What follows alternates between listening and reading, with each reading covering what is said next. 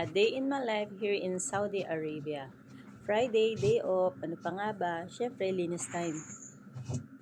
Unahin nga muna natin ang pagpupunas sa mga silya, mesa, para naman madali tayo matapos sa paglilinis. Kaya, for the linis, for the kuskus at pahid diyan.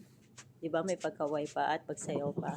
Kaya ngayon nga, magpupunas naman tayo ng mesa at kung makikita nyo nga ang TV namin, di ba vintage pa yan.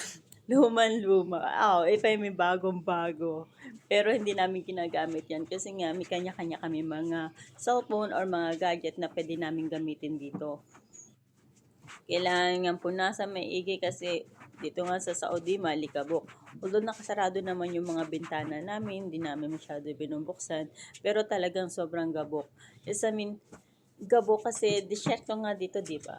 Pero mostly naman ng paligid namin dito mga nakasamento na. Kaya punas talaga kasi ang daming gabok.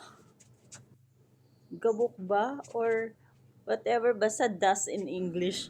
Kayo nang bahalang umunawa kung ano man yung sinasabi kong pinupunasan kong duming yan. At ngayon nga, nagmamap na kasi kailangan, pag malinis sa taas, kailangan malinis din sa baba. Kailangan natin yan para talagang linis na linis, ano?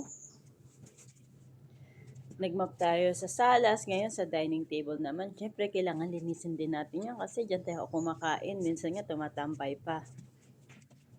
Sige, linis-linis lang hanggat kaya, hanggang sa mapalinis natin yan at hanggang sa maging makintab na ang semento natin, di ba? Sino pa nga ayaw sa bahay na malinis at mabango?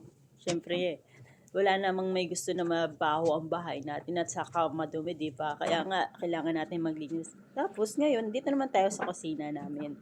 Yan, linis, kuskus, para na maluminis din kasi may mga mantika na, syempre, pag nagluluto tayo, hindi natin may iwasan na yung mga mantika, magtalsik-talsikan. Kaya, kailangan linisin natin lahat yan, di ba? Pati yung lutuan natin.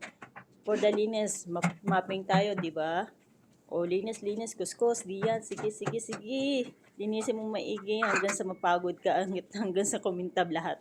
Kaya, salamat po sa panonood. Hanggang sa muli po. At God bless to everyone. Bye.